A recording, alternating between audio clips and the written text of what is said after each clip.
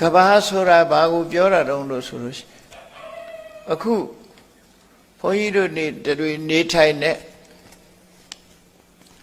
သိပ္ပံဆရာတွေပြောတဲ့ကဘာချိုကြီးပေါ့ကိုနေထိုင်တဲ့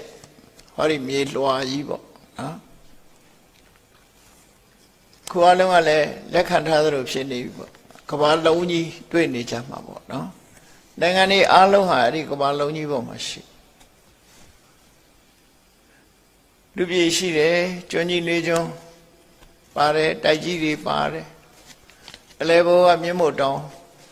ပင်လယ်နဲ့အဲ့ဒီလိုဒါကိုစัจ java လာတစ်ခုလို့နေတစင်းလာတစင်းနဲ့ပတ်ရန်ထားတဲ့အဝန်းဝိုင်းကြီးတစ်ခု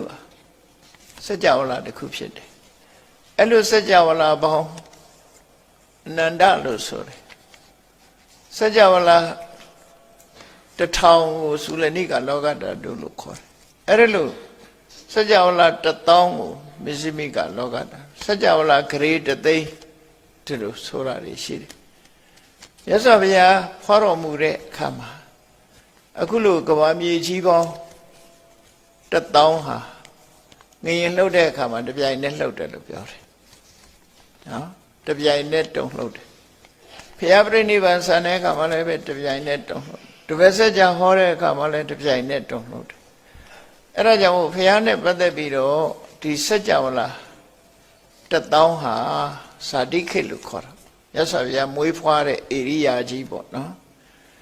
ဖះမွေးဖွားတာကိုအတိမတ်ပြုတဲ့သဘောကဘာမြေကြီးဟာတုံဟီးတယ်ဘာတော့ကလည်းတုံဟီးတယ်ဖះဖြစ်တော့လည်းတုံဟီးတယ်တပည့်ဆက်ကြဟောတော့လည်းတုံဟီးတယ်ပြိဋိဘံစံတယ်ပြိဋိဘံစံမယ်လို့ဆုံးဖြတ်လိုက်တဲ့အချိန်အစတုံးအဲ့ဒါလို့စัจ java လာ1000သို့တော်မြတ်စွာဘုရားဟောကြားထားတဲ့ပရိတရားတော်တွေကြတော့စัจ java လာဂရေတသိန်းမှာရှိတဲ့နတ်တွေပြမတွေကအာလုံးလက်ခံထားတာဖြစ်သည့်အတွက်ကြောင့်မြတ်စွာဘုရားပရိတရားတော်ရဲ့အစွမ်းတကူဟာဂရေတသိန်းထိပြန့်နှံ့တယ်လို့သူတို့ဆိုတယ်အဲ့ဒီလိုစัจ java လာ1000ကိုတော့ဇာတိခေတ်စัจ java လာဂရေတသိန်းကိုတော့အာနာခေတ်လို့ခေါ်တယ်အာနာဆိုတာမြတ်စွာဘုရားရဲ့တရားဓမ္မတွေကိုသိပေးဟောပြောထားတဲ့ဒေသဧရိယာကြီးလို့ပြောဘုရားဟောတဲ့တရားတော်တွေကြားနာရတဲ့ဧရိယာကြီးကစัจ java လာဂရေတသိန်းရှိတယ်လို့ပြောအာနာဆိုတဲ့အဓိပ္ပာယ်ကဗမာစကားမှာတော့အမိန့်ပေးတာလို့ဒီလိုအဓိပ္ပာယ်ရသို့တော့ပါဠိမှာအတိုင်းကြီးပဲအဓိပ္ပာယ်မရဘူးအာနာဆိုတာသိစေတာဆိုလို့မြတ်စွာဘုရားဟောတဲ့တရားတွေကိုသိရှိနားလည်တဲ့ပုဂ္ဂိုလ်တွေရှိတာခရစ်တသိန်းမြတ်စွာဘုရားအာယုံပြုလို့ရတာကြတော့ဝိတယခေတ်လို့ခေါ်တယ်ဝိတယခေတ်ကတော့စัจ java လာအနန္တလို့မှတ်ရအဲ့တော့စัจ java လာခေတ်၃မျိုးခေတ္တဆိုတာဧရိယာကိုပြောတာအင်္ဂလိပ်စကားဧရိယာနဲ့တရားခေတ္တနဲ့တူတယ်နော်ဗမာစကားခေတ္တလာတယ်ဆိုတာနဲ့မဆိုင်ဘူးနော်ခေတ်ဆိုတာဧရိယာတစ်ခုကိုခေတ္တဆိုတာပါဠိစကားသုံးတဲ့ဟာ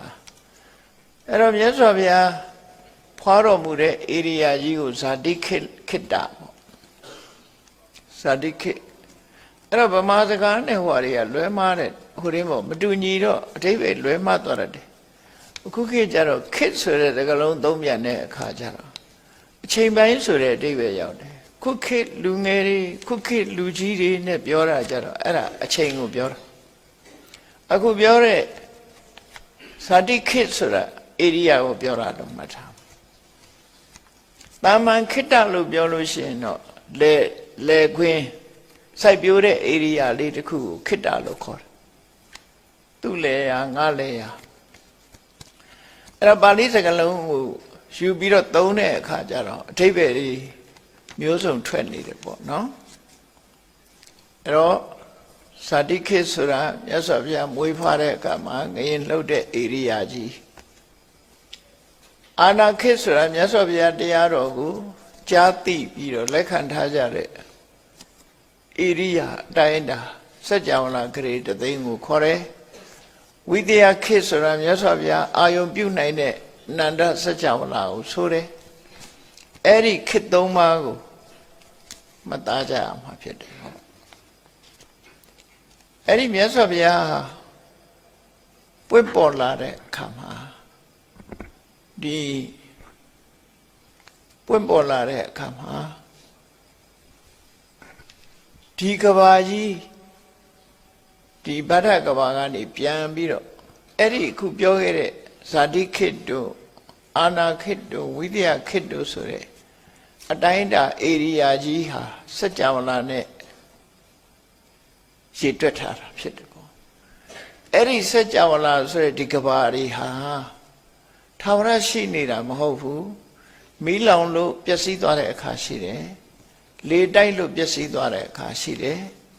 မိုးကြီးကျယ်ရွာပြီးအေးပျော်ပျက်စီးသွားတာရှိတယ်ပေါ့တနေ့ကြလို့ရှိရင်လည်းဒီဗဒ္ဒကဘာကြီးဟာမီးဖြက်လို့မီးလောင်ကျွမ်းပြီးတော့အမုံအမွားဖြစ်ပျောက်ကွယ်သွားအောင်မှာပဲဖြစ်တယ်နော်မီးလုံတော့မီးလောင်သွားလို့ရှိရင်ပြက်အောင်မှာပဲဒီဟာပျောက်သွားမှာအဲ့ဒါလို့ပျောက်သွားတဲ့ကဘာပေါင်းဟာဒီကဘာကနေပြန်ရခြင်း61ကဘာမြောက်လို့သူတို့ဆိုလိုတယ်နော်ပျောက်သွားတဲ့ကဘာတွေအများကြီးရှိတယ်လေးအသင်ချေနဲ့ကဘာတသိန်းဆိုဘာတွေဖြစ်တာပျောက်သွားတဲ့ကဘာပေါင်းဟာမရေမတွက်နိုင်အောင်က၄ကကြုံပြီးတော့ရှည်တွက်လို့ရတာတသိန်းရှည်တွက်လို့မရတာက၄ကဖြစ်လို့ပြောတာအသင်ချေရဆိုမှတ်တမ်းမရှိတော့အောင်ကြာညောင်းလို့၄ကကြုံတယ်ဆိုတာအဲ့ဒီက၄ခုနဲ့ရှည်တွက်လို့ရတာတသိန်းအဲ့ဒါကို၄အသင်ချေနဲ့ကဘာတသိန်းလို့ခေါ်တာပါရမီဖြည့်ခဲ့တာဒီကြားထဲမှာကဘာတွေမြောင်များစွာပျက်စီးသွား